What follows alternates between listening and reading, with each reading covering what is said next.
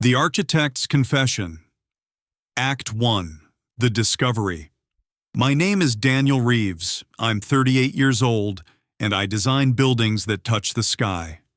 For the past 12 years, I've worked as a senior architect at Thornton & Associates in Boston, one of the most prestigious architectural firms on the East Coast. My designs have won awards. My buildings have been featured in Architectural Digest. I've built a career on the belief that good architecture isn't just about beauty. It's about safety, permanence, and trust. 3 weeks ago, I discovered that my most celebrated project is a death trap.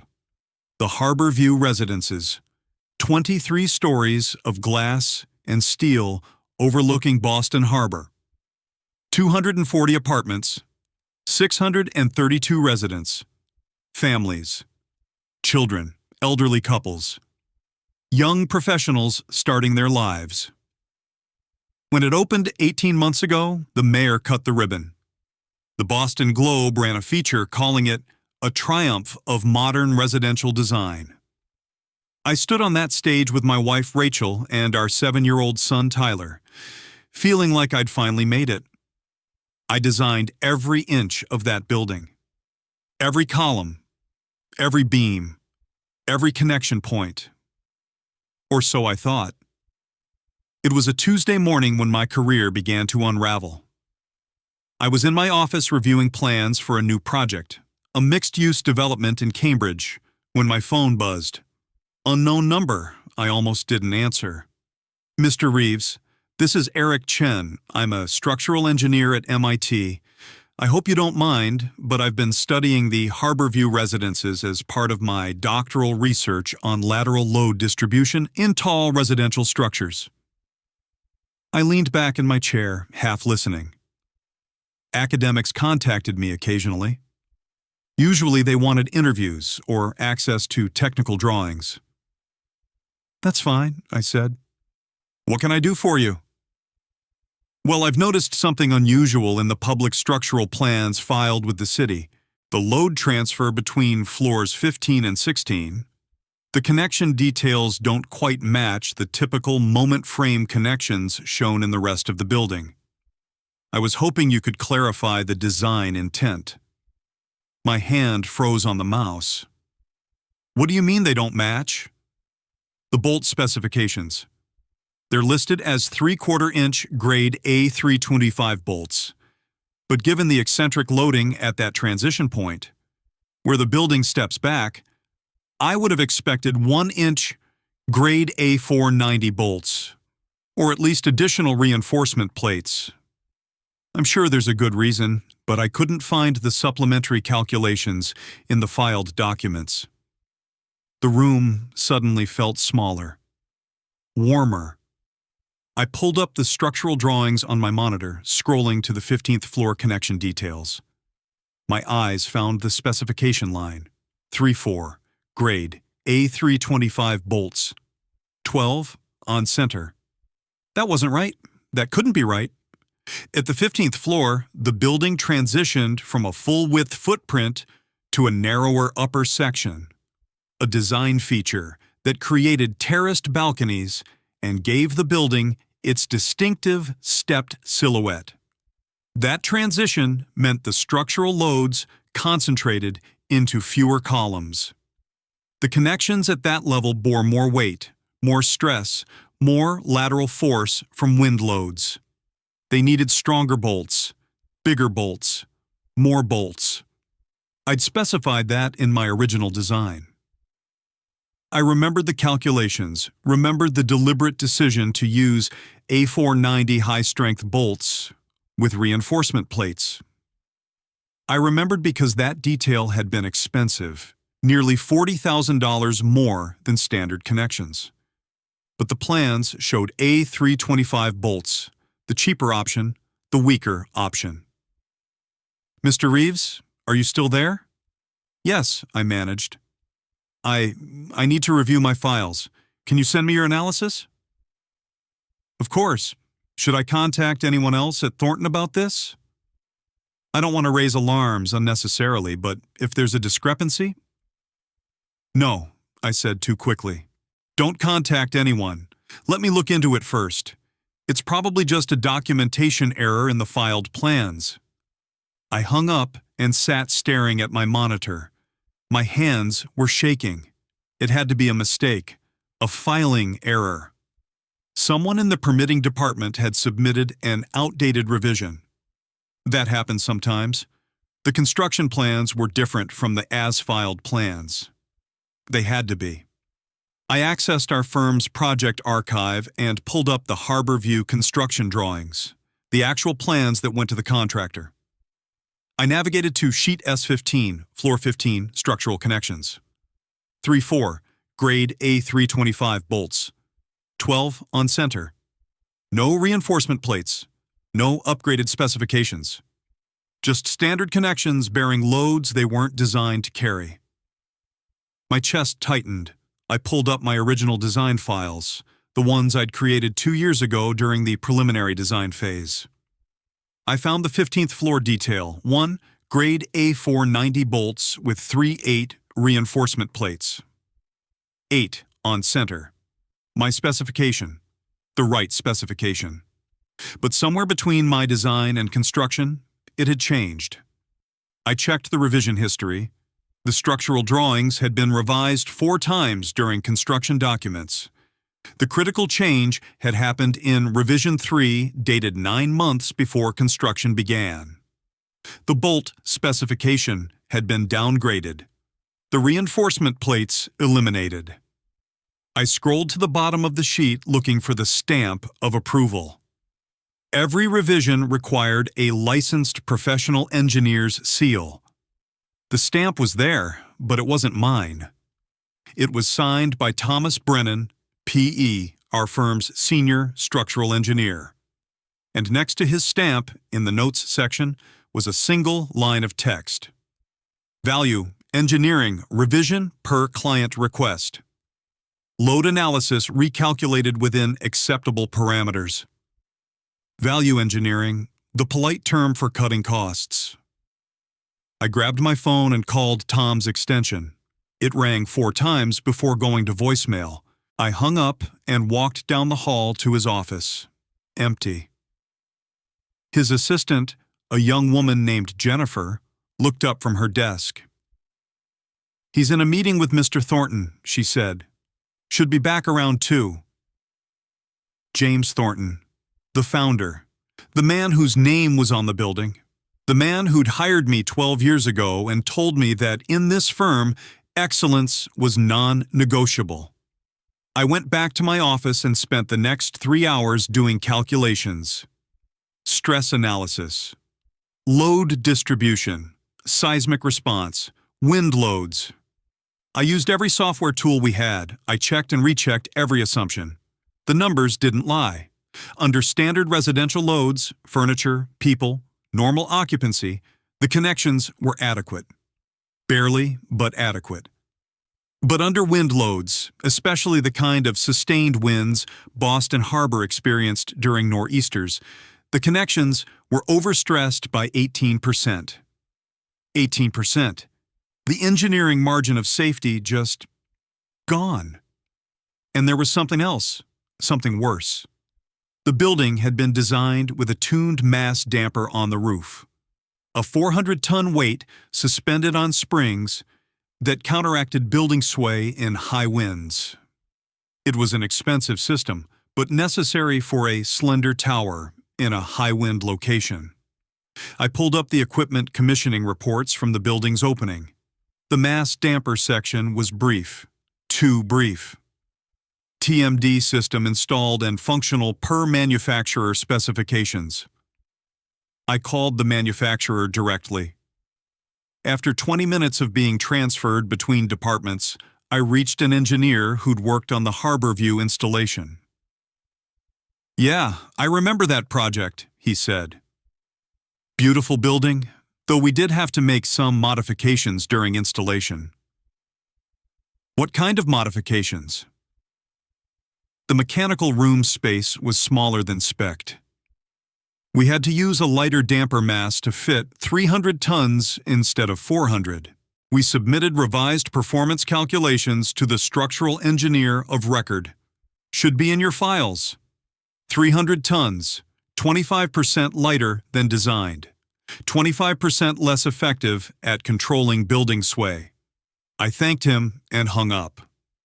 Then I sat at my desk, staring at the harbor outside my window, and did the math one final time. Under a Category 2 hurricane or a major nor'easter, events that hit Boston every few years, the Harborview Residences would sway beyond design limits. The 15th floor connections would experience stress levels 32% above their rated capacity. The bolts could shear. The connections could fail. The upper section of the building could collapse onto the lower floors. 632 people lived in that building, and I'd designed it.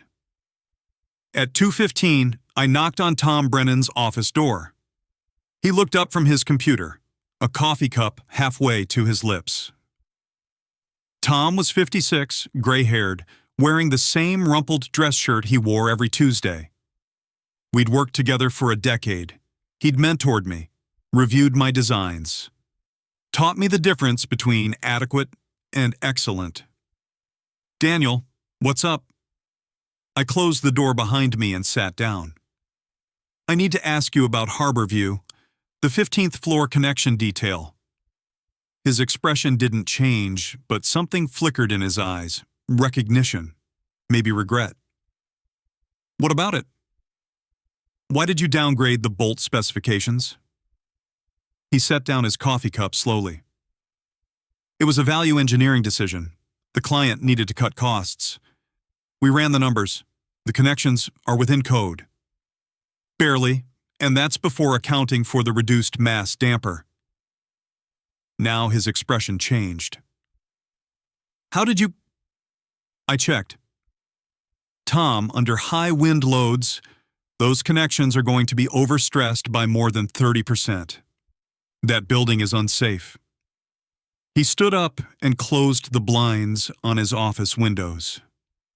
When he turned back, his face was hard. "Listen to me carefully, Daniel. Harborview is built and occupied. It's been operational for 18 months without any issues. The building has weathered 3 significant storms, including last year's nor'easter. The connections are fine. We can't know that without instrumentation. We need to do nothing," he interrupted. "Do you understand what you're suggesting? If we admit there's a structural deficiency, the building will have to be evacuated. Hundreds of people displaced. The retrofit costs alone would be $15 million. Thornton and Associates would be liable. We'd be sued into bankruptcy. Everyone in this firm would lose their jobs. People could die, Tom. People could lose their homes, their investments. Do you know what happens to property values when a building is condemned? Every resident in that building would be financially ruined." I stood up. "That's not our decision to make. We have a legal obligation to report." "We have an obligation to our client," he said sharply, "and to this firm. James Thornton built this company over 40 years. He's 73 years old, Daniel. This would destroy him. It would destroy all of us. So we just say nothing?" He stepped closer, lowering his voice. "The building is safe under normal conditions. We strengthen the monitoring protocols. We track any unusual stress indicators. If there's ever any evidence of actual distress, we act immediately. But right now, all you have is a theoretical overstress condition based on worst-case scenario modeling." "It's not theoretical, it's math." "It's alarmism," he said coldly. "And if you push this, you won't just lose your job. You'll be blacklisted. No firm will touch you. Your career will be over. Think about Rachel. Think about Tyler. Think about the mortgage on that house in Newton." I stared at him.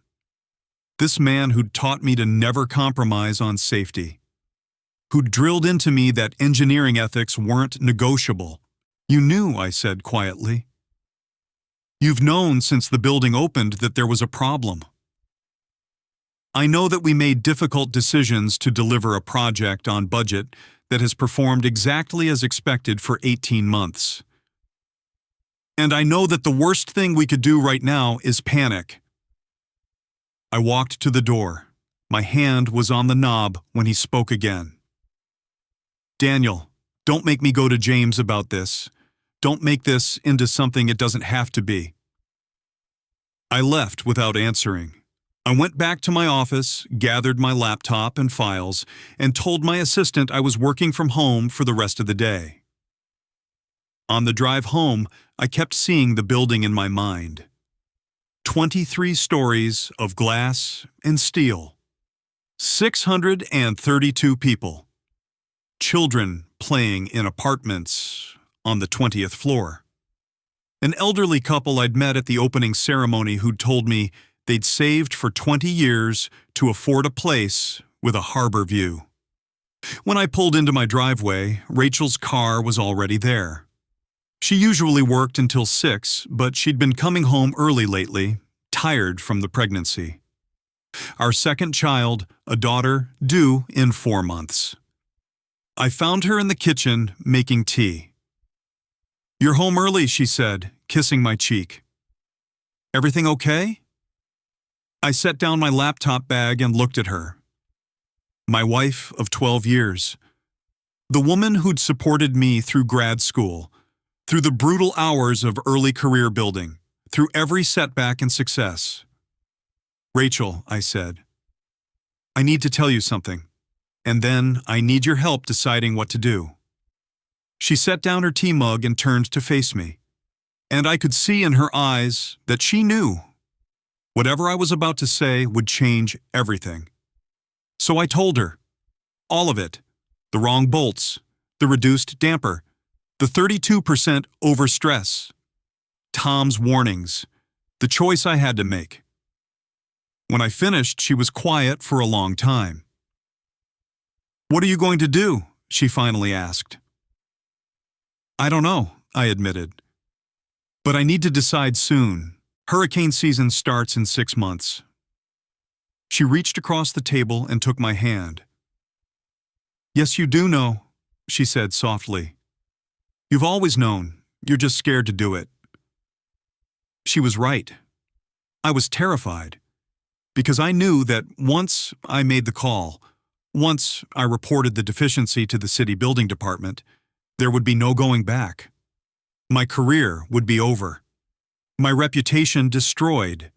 We'd probably lose the house, everything we'd built. But 632 people were living in a building that might not survive the next big storm. And I was the only person who knew. That night, I lay awake next to Rachel, staring at the ceiling, and remembered why I'd become an architect. Not for awards or recognition or prestige, but because buildings matter, because the spaces we create shape people's lives, because someone has to stand between the world and the chaos, designing structures that won't fall down. Someone has to care more about doing it right than doing it easy. At 3 in the morning, I got out of bed, went to my home office, and started drafting a letter to the Boston Building Department. I included every calculation, every drawing revision, every piece of evidence. Then I attached a formal complaint to the Massachusetts Board of Registration of Architects, naming Tom Brennan and James Thornton. At dawn, I pressed send and waited for my world to end. Act 2, the investigation. The response came faster than I expected. 48 hours after I sent the letter, 2 inspectors from the Boston Building Department showed up at Thornton and Associates. I wasn't there. I'd been placed on immediate administrative leave the morning after James Thornton received a copy of my complaint. But Jennifer, Tom's assistant, texted me updates throughout the day. "They're in the conference room with all the Harborview files." Building commissioner just arrived. 3 more people from the structural engineering board showed up. This is serious. By 5 p.m., the firm released a statement. Professional, carefully worded, meaningless. Thornton and Associates takes all safety concerns seriously and is cooperating fully with city officials to review technical questions regarding the Harborview Residences. The building remains safe for occupancy, and there is no immediate risk to residents. No mention of my name, no mention of the actual problem. Just reassuring words designed to prevent panic. But panic was already spreading. The Boston Globe got hold of the story that evening. The headline, "Luxury Harbor Tower Under Investigation for Structural Deficiencies." By morning, it was national news.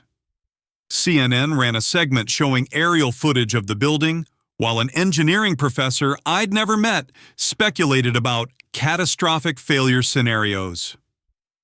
My phone never stopped ringing. Reporters, former colleagues, industry contacts. I didn't answer any of them. I'd hired a lawyer, Ellen Chang, a specialist in professional liability and whistleblower protection. And she'd advised me to say nothing publicly until the investigation concluded. Rachel fielded the calls that made it to our home landline. "No comment. Please respect our privacy." Over and over, with infinite patience, while Tyler asked why reporters were parked outside our house. On the 3rd day, the building department ordered all residents above the 15th floor to temporarily evacuate while they conducted detailed inspections. 240 apartments, 307 people suddenly homeless, forced to stay with relatives or in hastily arranged hotel rooms paid for by the building's owner. The lawsuits started immediately, residents against the developer, residents against Thornton and Associates. The developer against Thornton and Associates. The insurance companies against everyone. James Thornton held a press conference. He stood outside the firm's office building, gray-haired and dignified, and delivered a statement that portrayed me as a disgruntled employee with questionable judgment. Mr. Reeves has made serious allegations based on incomplete analysis. While we respect his right to express concerns, multiple independent reviews conducted during the building's design and construction found the structure to be fully compliant with all building codes. We remain confident that a thorough investigation will confirm the building's safety. Tom Brennan stood behind him, silent, not meeting the cameras. I watched the press conference from my living room, Rachel beside me, and felt a cold rage settle in my chest. They were going to fight this. They were going to discredit me, drag my name through the mud, and hope the investigation went away. Ellen Chang called an hour later. "They're good," she said. "That statement was carefully crafted to make you look like the problem without explicitly calling you incompetent or dishonest. They're setting up a defense based on professional disagreement rather than negligence." "But the numbers don't lie," I said. "The calculations are clear." Numbers can be interpreted different ways. They'll bring in experts who'll testify that the connections are adequate, that you're being overly conservative, that the building has proven its performance over 18 months of operation. So what do I do?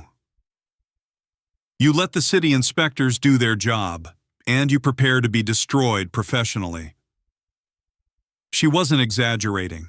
By the end of the week, I'd been fired from Thornton and Associates for violation of confidentiality agreements and unauthorized disclosure of proprietary information. My professional liability insurance carrier sent a letter informing me they were conducting their own investigation and might not cover any claims arising from my allegations. 3 architecture firms I'd been in talks with about potential job opportunities sent polite emails withdrawing their interest. I'd become toxic. Rachel held our family together. She went to work every day at her accounting firm, came home and made dinner, helped Tyler with homework, and never once suggested that I'd made the wrong choice. But I could see the worry in her eyes when she thought I wasn't looking. We had 6 months of savings, maybe 8 if we cut expenses.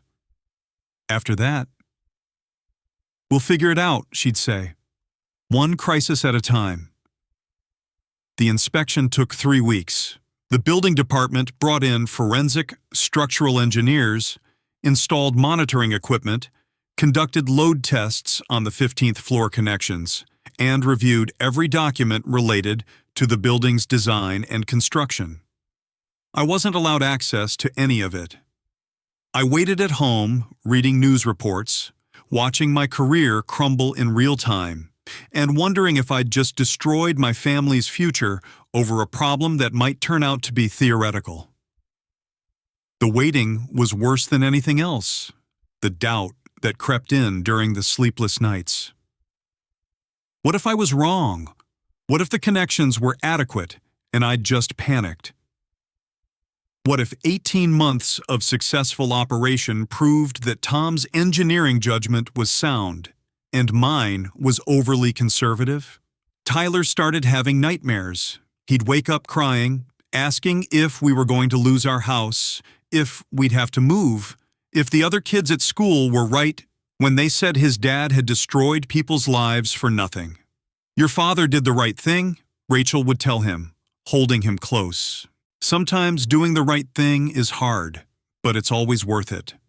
I wished I shared her certainty. Then, on a gray November morning, Ellen Chang called with news that changed everything.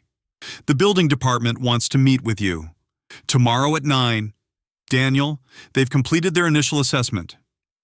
And, just come, bring all your files."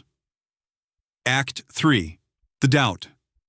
The meeting took place in a conference room that smelled like stale coffee and anxiety. Ellen Chang sat beside me, a leather portfolio in front of her, while 3 city officials arranged documents across the table. The lead investigator was a woman in her 50s named Margaret Chen, no relation to Eric, the MIT graduate student who'd started this whole mess. "Mr. Reeves," she began, "thank you for coming in. We've completed our initial structural assessment of the Harborview Residences." I braced myself. "Your analysis was partially accurate." "Partially?" My stomach dropped. Ellen's hand tightened on her pen. "The 15th floor connections are undersized according to your original specifications," Margaret continued. "However, there's a complication." She pulled out a tablet, showing photos of the connections. "We found micro cracks in 3 of the welds, but here's where it gets complicated." She zoomed in on one crack, the metallurgical analysis overlaid on the image. Our forensic team analyzed the crack propagation patterns using electron microscopy and stress modeling. The metallurgical analysis suggests these cracks are relatively recent, consistent with stress damage that occurred during our retrofit work, not before it. The room tilted. I gripped the edge of the table. "What are you saying?" Ellen asked, her voice sharp. "We're saying the heavy equipment we installed during our investigation, the monitoring systems, the load testing apparatus, may have caused the cracks Mr. Reeves predicted would occur naturally under wind loads. We may have created the evidence of the very failure we were trying to prevent." I couldn't breathe. "So the building was safe?" "We don't know," Margaret said carefully, and those 3 words hung in the air like an executioner's blade. "The connections are absolutely undersized for optimal safety margins. Under worst-case wind conditions, they could eventually fail. But we have no definitive proof they were actively failing before we intervened. The cracks we found may be artifacts of our investigation process rather than evidence of progressive structural damage." Ellen leaned forward. So you're saying my client destroyed his career over a theoretical risk that you can't prove was imminent? I'm saying the situation is more ambiguous than we initially believed. The building absolutely needed the retrofit, that's not in question. The connections don't meet best practices. But whether they would have failed catastrophically without intervention? She paused. We may never know for certain. After they left, I sat in Ellen's car in the parking garage, unable to drive. My hands wouldn't stop shaking. This doesn't change anything fundamental, Ellen said, but her voice lacked conviction. The connections were deficient. You were right to report. But was I right about the danger? I asked. What if I destroyed Thornton and Associates, displaced hundreds of families, and ruined my career over a problem that might never have materialized? What if the building would have stood through 100 storms and I just panicked? You acted based on sound engineering analysis. That's what matters. Does it? Tell that to the 300 people living in hotel rooms. Tell that to Tyler, who's being bullied at school because his dad is the whistleblower who cried wolf. I drove home in a daze. The news broke that afternoon, and the media narrative shifted immediately. Did whistleblower architect overreact? Harborview cracks may be investigation artifact, not structural failure. Engineering expert questions whether building was actually unsafe. Tom Brennan's lawyer immediately filed for dismissal of criminal charges, citing the ambiguous evidence. The architectural forums I'd once participated in filled with debates. Half the profession saw me as a hero who'd prevented a potential catastrophe. The other half saw me as an alarmist who destroyed a respected firm based on theoretical worst-case scenarios that would never have materialized. And I didn't know which side was right. That night, I couldn't face Rachel. I sat in my car in our driveway for an hour, watching the lights in our house, wondering how I'd explain to my pregnant wife that maybe, just maybe, I'd sacrificed everything for nothing. When I finally went inside, she was waiting in the kitchen. I saw the news, she said quietly. They can't prove it, I said. They can't prove the building was actually dangerous. The cracks might be from the investigation equipment. I might have been wrong, Rachel, about all of it. She came around the table and took my hands. Do you believe you were wrong? I don't know. The math said the connections were overstressed. But math isn't the same as reality. The building stood for 18 months. It weathered storms. Maybe Tom was right. Maybe I was being too conservative, seeing danger where there was only acceptable risk. Daniel, look at me. She waited until I met her eyes. Do you think those connections were safe? I thought about the calculations. The 32% overstress, the reduced mass damper, the eccentric loading at the building transition. No, I admitted. They weren't safe. They might have held, probably would have held for years. But they weren't safe. Then you did the right thing, even if we never know for certain whether the building would have fallen.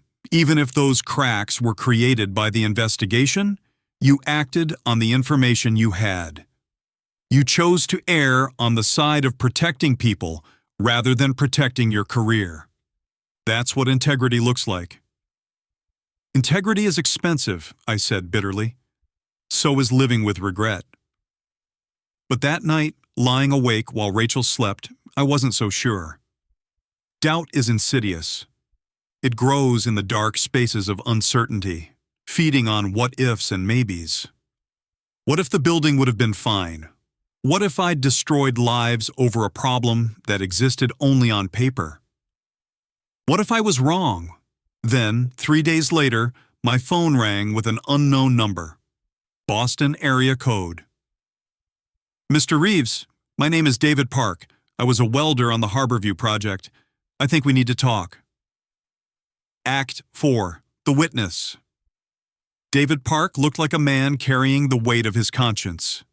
We met at a coffee shop in Dorchester, far from downtown, far from anyone who might recognize us. He was 54, with calloused hands and tired eyes that wouldn't quite meet mine. "I saw you on the news," he said. "The stuff about the cracks maybe being from the investigation. About you maybe being wrong. And," he pulled out his phone, "you weren't wrong." He opened his photo gallery, dozens of images. Hundreds. All time-stamped. All showing construction details from the Harborview project. "I've been in this business 30 years, David said. You've learned to trust your instincts. When I saw the 15th floor connection specs, something felt off. The bolts looked too small for the loading. The welds looked rushed." He showed me a photo from 18 months ago, during construction, before the building opened. The image showed the 15th floor connections clearly. Standard A325 bolts. No reinforcement plates. But there was something else. "Look at this weld," David said, zooming in. "See those stress marks? Those surface irregularities? Those were there during construction. I photographed them because I knew something was wrong." My heart rate spiked. "Did you report it?" "To my supervisor, 3 times. He swiped to another photo, an email chain on his phone. "He told me the engineer had signed off on everything, said I was overreacting, said if I kept making trouble, I'd be off the project." "So you stopped?" "I have a family," he said quietly. 2 kids in college, a mortgage. I told myself if the engineer approved it, it must be okay, but I kept taking pictures, just in case. He showed me more, photos of the mass damper installation, documentation showing the reduced weight, audio recordings he'd made of conversations with his supervisor. One recording made my blood run cold. His supervisor's voice tinny through phone speakers. "Look, Park, the engineer signed off on it. Not our problem if the specs are tight. We're 3 weeks ahead of schedule, and that means bonuses for everyone. You want your bonus? Install what's specified and keep your mouth shut." "Why didn't you come forward before?" I asked. "Because I was scared. Because I convinced myself it wasn't my responsibility. Because..." He looked away. "Because staying quiet was easier than having my career destroyed." "Then why now?" "Because I watched you lose everything for doing what I should have done. Because I have a daughter who lives on the 19th floor of that building with her husband and baby. Because I can't look at myself in the mirror anymore." He pushed a USB drive across the table. "Everything's on here. Photos, emails, audio files. All time-stamped from during construction. Proof that those connections were inadequate from day one, that people knew it, and that they chose profit over safety." I stared at the drive. "This will reopen everything, the investigation, the criminal case. Your career is already over," he said. "I quit yesterday. I can't work for people who cut corners and pressure workers to stay silent. I should have quit 18 months ago. I should have been you." I forwarded everything to Ellen Chang and Margaret Chen that afternoon. Within 24 hours, the building department released a new statement.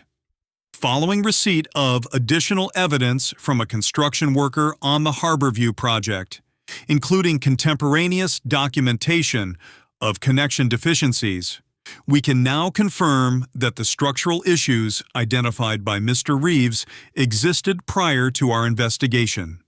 The micro cracks discovered during our inspection, while possibly exacerbated by investigation equipment, originated from construction phase deficiencies and represented ongoing structural degradation. The narrative shifted again, but this time the doubt was gone. I'd been right. The building was dangerous. The connections were failing, slowly, progressively, exactly as my calculations had predicted. David Park's photos proved it. The DA's office reopened the criminal case against Tom Brennan with new charges, knowing falsification of safety documents and criminal conspiracy. They also charged the construction supervisor who'd pressured David to stay quiet. But the vindication felt hollow, because now I understood something I hadn't before. David Park had known. For 18 months, he'd known the building was unsafe and said nothing. Just like Tom Brennan, just like James Thornton, just like dozens of people involved in the project who'd seen corners being cut and chosen silence over courage. The system was designed to reward silence, to punish whistleblowers, to make it easier to look away than to speak up. And I'd barely escaped it myself.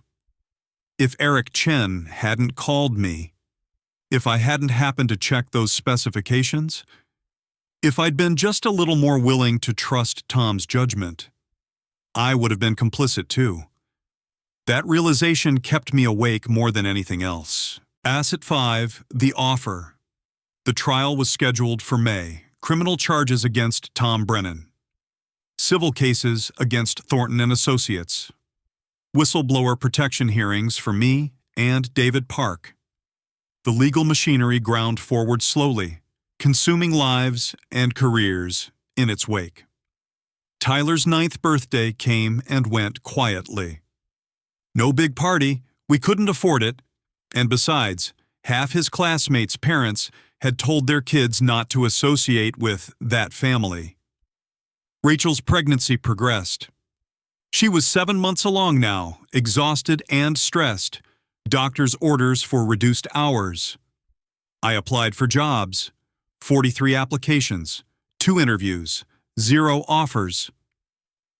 We're very impressed with your technical skills, Mr. Reeves, but given the ongoing litigation, the controversy around your previous position makes it difficult.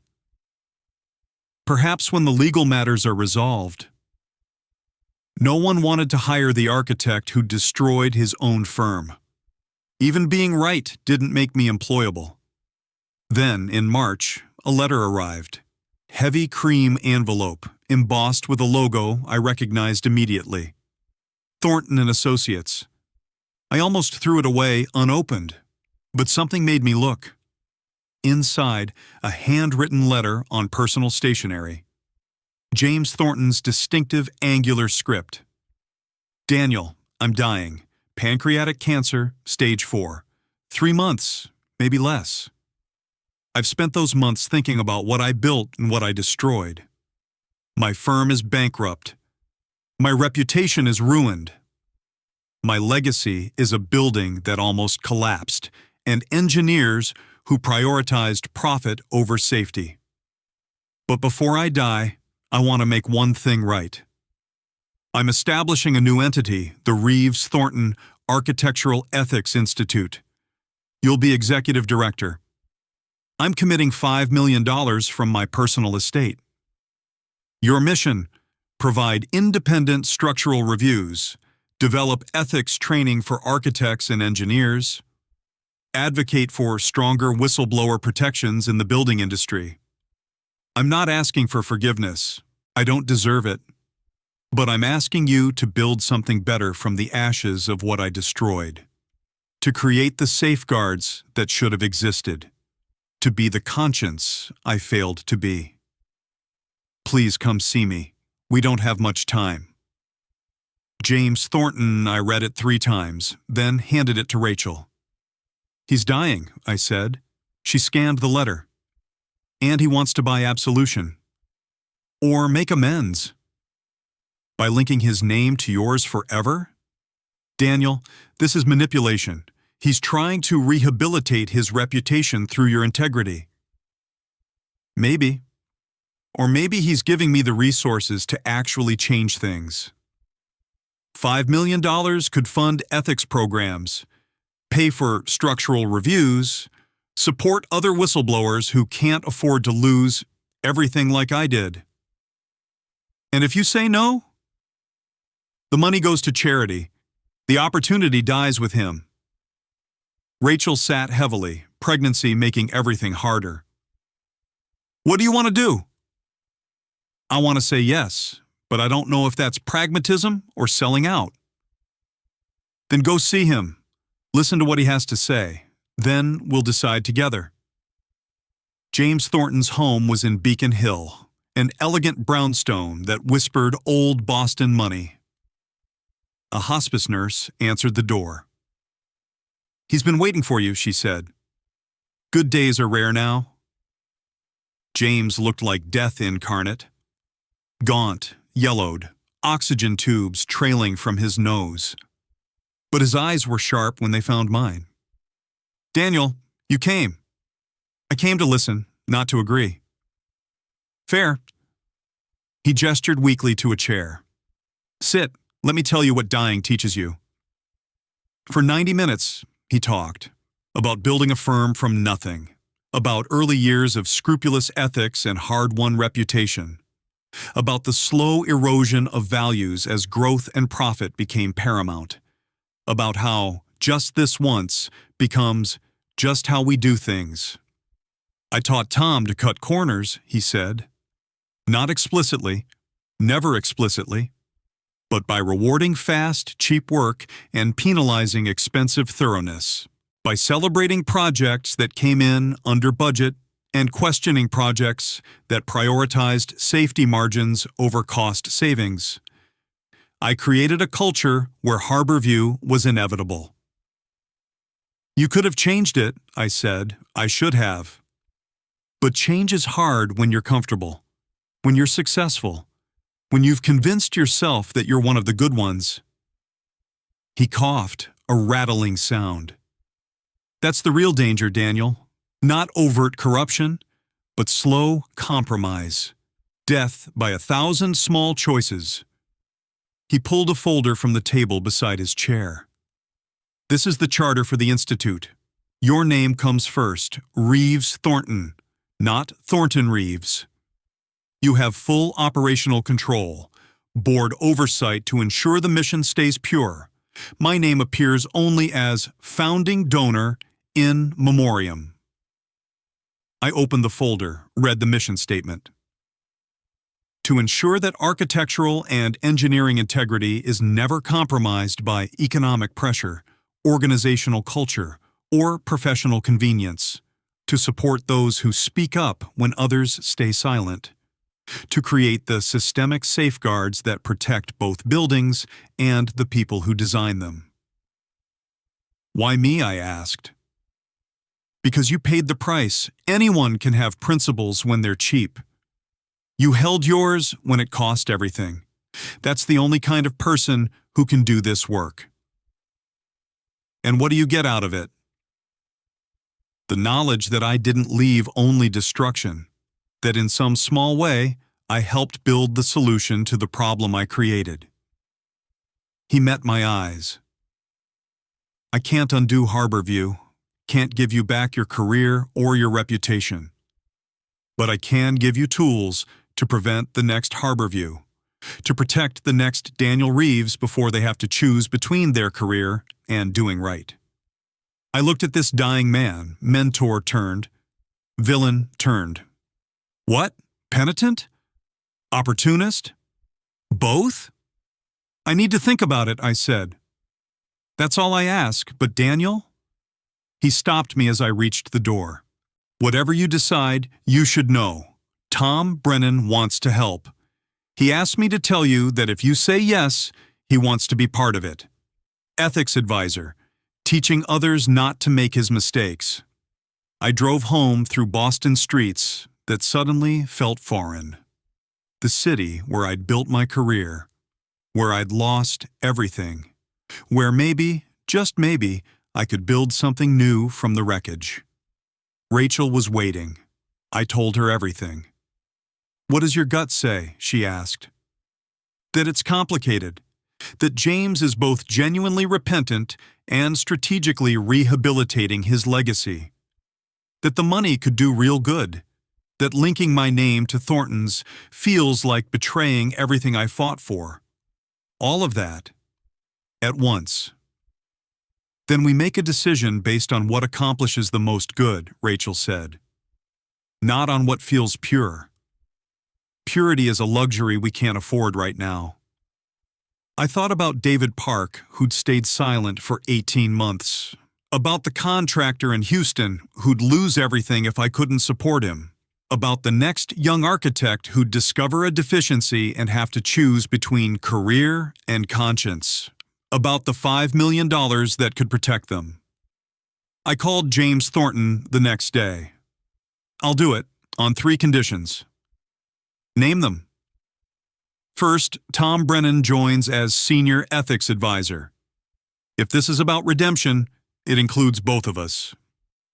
Second, you record a video explaining exactly what went wrong with Harborview and why. No euphemisms, no spin.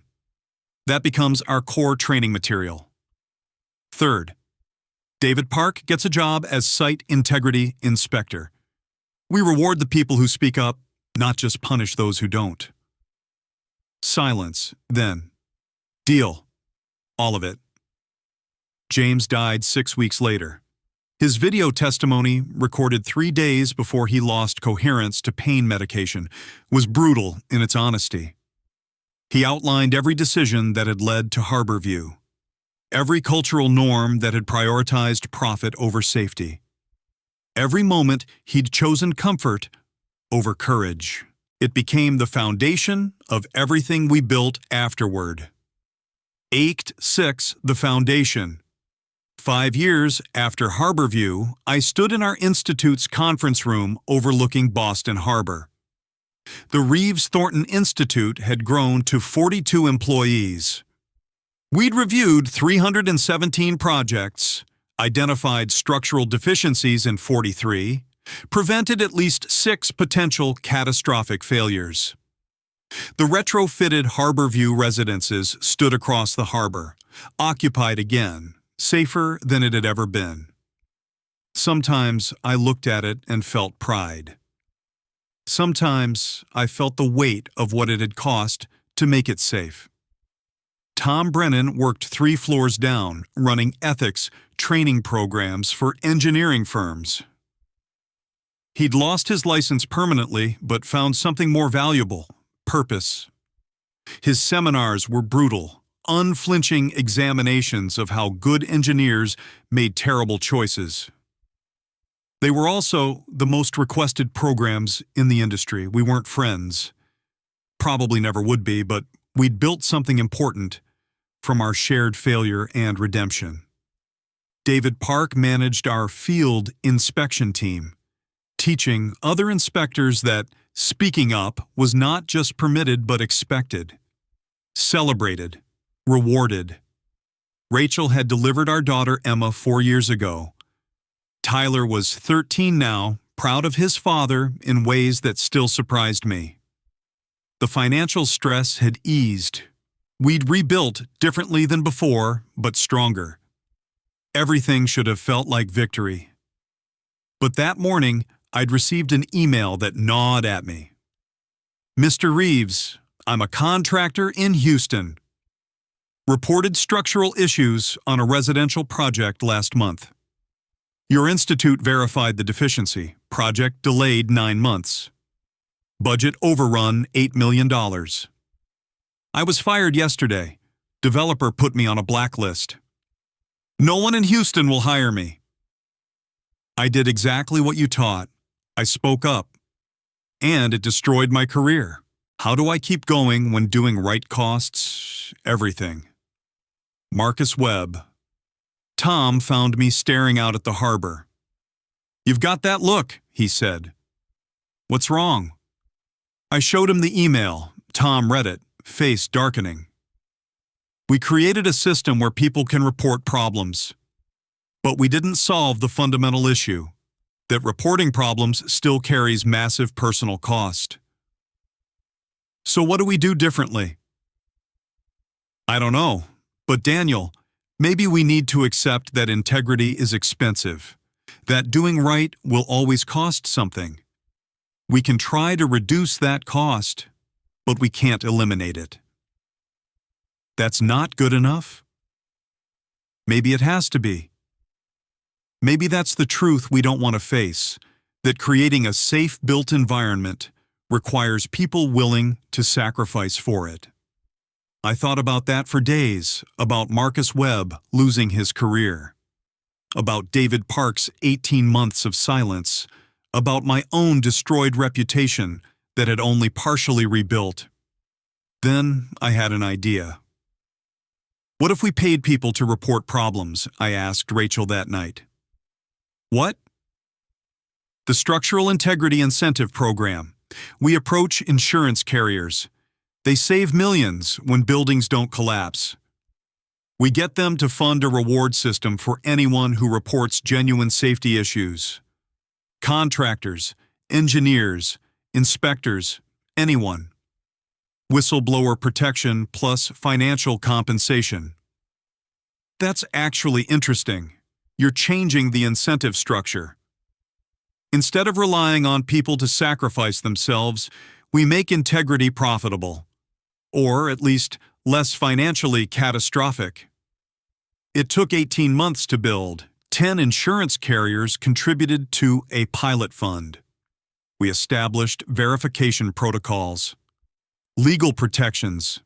The first payout went to Marcus Webb, $50,000 for reporting the Houston deficiency, plus job placement assistance. It wasn't perfect. Couldn't be. But it changed the equation. Speaking up no longer meant certain career suicide. 3 years later, I stood at a podium at MIT, looking at 300 architecture students. Eric Chen, now a professor, had invited me to give the annual ethics lecture. My name is Daniel Reeves, I began. 10 years ago, I discovered the building I designed was unsafe. I reported it. And I lost everything. I told them the story. All of it. The discovery. Tom's threats. The choice. The ambiguous evidence. The cracks that might have been caused by investigation equipment. David Park's delayed confession. James Thornton's deathbed redemption. The system we'd built to protect future whistleblowers. Here's what I want you to understand, I said. Architecture isn't about buildings. It's about choices. Specifically, the choices you make when no one's watching. When doing right costs everything. When you can't know for certain if your fears will materialize. I clicked to a slide showing the Harborview Residences. Would this building have collapsed without intervention? Honestly? I don't know. Maybe. Maybe not. The evidence was ambiguous. The micro cracks might have been from our investigation. The connections might have held for decades. But here's what I do know. They weren't safe. They violated best practices. They represented unacceptable risk. And choosing to report that, even knowing I might be wrong, even knowing it would cost everything, was the only choice I could live with. A hand went up, a young woman in the third row. But Mr. Reeves, you lost your career for something you can't even prove was dangerous. Was it worth it? I didn't lose my career, I said quietly. I lost a job at a firm that valued profit over integrity. What I kept was the ability to look at my children and tell them their father chose to protect people even when he couldn't be certain of the outcome. Even when it cost everything. That's not a loss. That's a foundation. Another hand, a young man near the back. What if someone reports a problem and they're wrong? What if they destroy lives over a false alarm? Then we fix the building that didn't need fixing, and we learn something about our assessment protocols. But here's the critical thing. The cost of overcaution is inconvenience and money. The cost of undercaution is people dying in collapsed buildings. Those aren't equivalent risks.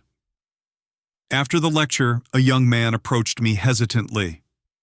"Mr. Reeves, I'm Jason Torres. I'm a structural engineer in Miami. I think I found a problem with a building, a residential tower. The foundation design doesn't account for projected sea level rise. In 15 years, that building could be critically compromised." He handed me a folder. I looked through his calculations, his projections, his documentation. "Have you reported this?" I asked. "No, my boss says future climate impacts aren't our responsibility. That the building meets current code. But I can't stop thinking about the people who'll live there. Who'll buy units, thinking they're safe for decades." I looked at this young engineer standing where I'd stood 10 years ago. "What's stopping you from reporting it?" "I'll lose my job, my career.